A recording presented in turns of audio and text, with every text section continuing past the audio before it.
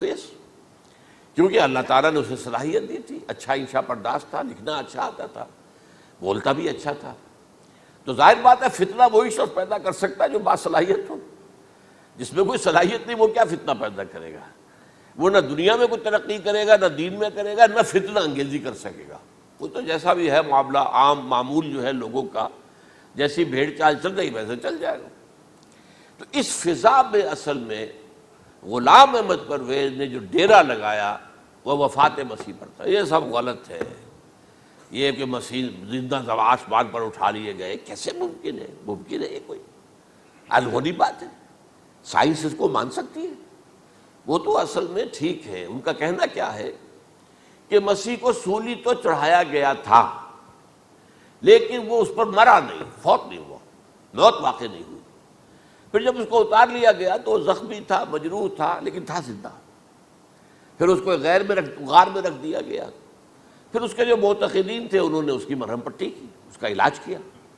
پھر وہ ٹھیک ٹھاک ہو کر پھر وہ وہاں سے چلا گیا، وہاں چھوڑ گیا اپنے اس شہر کو، یروشلم کو، اور اس ملک کو، فلسطین کو. اور پھر وہ آ گیا کشمیر میں، اور کشمیر میں وہ فوت ہوا. اس کی قبر موجود ہے. کسی قبر کی کوئی پرانی بوسیدہ قبر کا نام لے لیا، فلاں قبر جو ہے وہ عیسیٰ ابن مریم کی. یہ ہے سارا معاملہ. اب ظاہر بات ہے کہ چونکہ ایک انسان کا زندہ آسمان پر اٹھایا جانا، وہ جو سائنسی ذہن ہے وہ اس کو نہیں مانے گا. چاہے قرآن مجید کے اندر تو خرق عادت اور بھی بہت سے ہیں. آخر اصحاب کہف 300 برس تک سوتے نہیں رہے. یہ کوئی سائنس کے حساب کتاب سے صحیح ہے؟ یا یہ ہے کہ حضرت عزیر علیہ السلام 100 برس تک مردہ رہے پھر زندہ کر دیے گئے؟ ان کا گدھا بھی زندہ کر دیا گیا جیسا کہ سورہ بقرہ میں آیا. لیکن ان کا کھانا جو ہے وہ صحیح رہا، اس کو مسا نہیں، اس میں کوئی بدبو نہیں آئی. تو واقعات ہوتے ہیں ایسے. اللہ تعالیٰ جو چاہے کرے. خرق عادت ٹھیک ہے، فطری قانون جو بھی ہے، جو لاز آف دی نیچر اللہ نے بنائے ہیں اور اس کے مطابق ہی دنیا چل رہی ہے.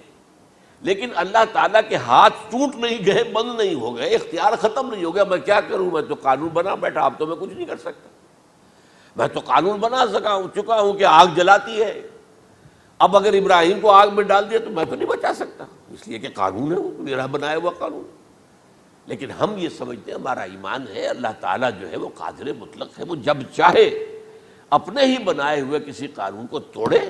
اسی کو کہتے ہیں خرق عادت. خرق کے معنی ہوتا ہے پھاڑ دینا، توڑ دینا. جیسے کہ وہ سورہ کہف میں لفظ آتا ہے کہ وہ حضرت موسیٰ کو جن کے پاس بھیجا گیا تھا، بزرگ کے پاس، انہوں نے اس کشتی کا جس میں وہ سوار تھے اس کا ایک تختہ پھاڑ دیا، توڑ دیا. خرقہ. تو خرق عادت سے مراد کیا؟ عام عادی قانون، laws, physical laws, chemical laws جو بھی دنیا میں چل رہا ہے، بایولوجیکل لاز، ان کو جب چاہے اللہ توڑے اور اپنی خصوصی مشیت کا اس کے اندر اظہار کر دے. اب اس سلسلے میں جو میں نے آیات آپ کو سنائی ہیں اور اسی طرح کی کچھ اور آیات بھی ہیں، ان میں قادیانی نے اور قادیانیوں نے اصل ڈیرا لگایا ہے لفظ وفات پر.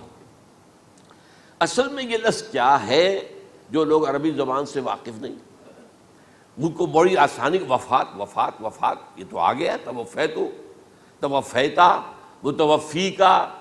اے موسیٰ میں تمہیں وفات دے دوں گا. اے اللہ جب تو نے مجھے وفات دے دی، تو وفات تو قرآن میں ہے. پھر اس کے ہوتے ہوئے یہ مفسرین کو کیا ہو گیا؟ ان کا دماغ خراب ہو گیا تھا. یہ تمام محدثین جو ہیں اتنی عقل بھی نہیں تھی. تو یہ وہ بات جو میں پہلے بیان کر چکا ہوں. اب میں آپ کو بتاتا ہوں اصل میں عربی زبان کا قاعدہ. عربی زبان کے اندر ایک سے حرفی روٹ ہوتا ہے، اس سے الفاظ بنتے چلے جاتے. مختلف کھانوں میں پانی ہے، پانی کو آپ نے گلاس میں ڈال دیا کوئی اور شیپ ہو گئی، کپ میں ڈالا کوئی اور شیپ ہو گئی، اور تشت میں ڈالا کوئی اور شیپ ہو گئی. شیپ تو بدل جائے گی، ہے تو وہی کا وہی پانی. تو اسی طریقے سے مثلاً میں مثال دے رہا ہوں آپ کو. علم یعلم، علم، کسی شے کو جان لیا. علم یعلم، اعلامن، کسی کو کچھ بتا دیا. علم خود جان لیا، اور علم یعلم اعلامن، کسی کو کچھ بتا دینا. علم یعلم تعلیمن، کسی کو کوئی بات بڑی اچھی طرح ذہن نشین کرانا، بار بار دہرانا، سمجھا دینا، یہ تعلیم ہو گئی. تعلم یتعلم تعلما، خود علم حاصل کرنا. اب علم یعلم سے عالم بنا، اور علم یعلم سے معلم بنا، اور تعلم یتعلم سے خود علم حاصل کرنا، اس سے متعلم بنا، متعلم جو کہ علم حاصل کر رہا ہے. اسی طرح استعلام علم حاصل کرنا، کسی چیز کے بارے میں جسے ہندی میں کہتے جانکاری حاصل کر لینا، اویئرنیس حاصل کر لینا. اب وہی لفظ ہے علم. اب کہیں آپ اس کے مادے کو دکھا کر اور اس کے معنی میں الٹ پھیر کریں گے تو جو شخص عربی زبان سے واقف نہیں وہ تو نہیں جانے گا اس کو. اسی طرح کی مثال ہے وفا، وفا یفی، وقا یقی، وفا یفی، اوفا یوفی ایفاء، وفا یوفی توفیتن، توفا یتوفا تعفن، اور استیفاء. یہ اسی طریقے سے میں نے مثال آپ کو دے دی.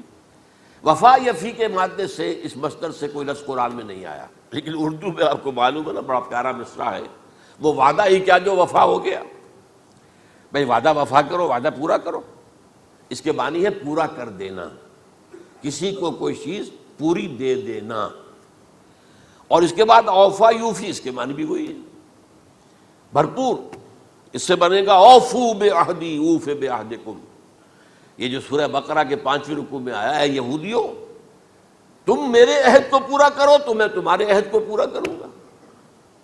تم میرے عہد کو پورا کرو، میں نے تم سے عہد لیا تھا کہ جو رسول نبی امی آئیں گے، نبی رسول امی، اس کو تمہیں ماننا ہے، اس کا ساتھ دینا ہے. اوفو بعہدی، اب اس عہد کو پورا کرو. اوف بعہدکم، تو میں تمہارے ساتھ برکات خیرات جیسی پہلے رہی ابھی باقی رکھوں گا. وفا یوفی، پورے اہتمام سے پورا کر دینا، کسی کو دے دینا چیز پورے اہتمام کے ساتھ.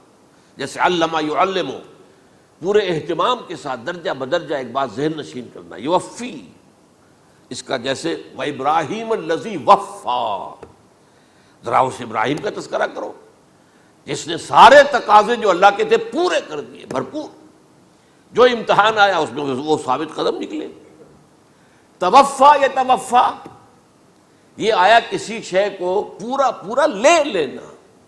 اب ایک ہے پورا پورا دے دینا، ایک ہے پورا پورا لے لینا. ایک ہے کسی کو علم دینا، علم یعلم تعلیما، کسی کو پورا دینا. وفا یوفی توفیتن، کسی سے علم حاصل کرنا. تعلم یتعلم تعلما، کسی سے پورا پورا لے لینا ہے. توفا یتوفی، اور اسی طرح استیفاء، کسی سے پورا لے لینا. یہ لفظ آیا ہے ویل للمطففین الذین اذا اکتالوا علی الناس یستوفون واذا کالوہم ووزنوہم یخسرون. ہلاکت و بربادی ہے ان ڈنڈی مارنے والوں کے لیے جو جب تول کر لیتے ہیں تو پورا لیتے ہیں، اور جب دیتے ہیں تو اس میں کمی کر دیتے ہیں، ڈنڈی مار جاتے ہیں. الا یظن اولئک انہم مبعوثون، کیا انہیں یاد نہیں رہا ہے کہ یہ دوبارہ اٹھائے جائیں گے، اللہ کے سامنے کھڑے ہوں گے، حساب ہوگا پورا پورا پیسے پیسے کا. تو یہ میں نے آپ کو اس گردان سے بتا دیا کہ ایک ہی لفظ جو ہے وہ کتنے معنی دے رہا ہے. مادہ ایک ہے، وفا یوفی پورا کر دینا، اوفا یوفی پورا کر دینا. لیکن توفا یتوفی پورا لے لینا، استیفاء پورا لینا. اذا اکتالوا علی الناس یستوفون واذا کالوہم ووزنوہم یخسرون. اب دیکھیے اس میں قرآن مجید جو ہے اس کے ضمن میں سب سے جو فیصلہ کن آیت ہے وہ سورہ زمر کی ہے.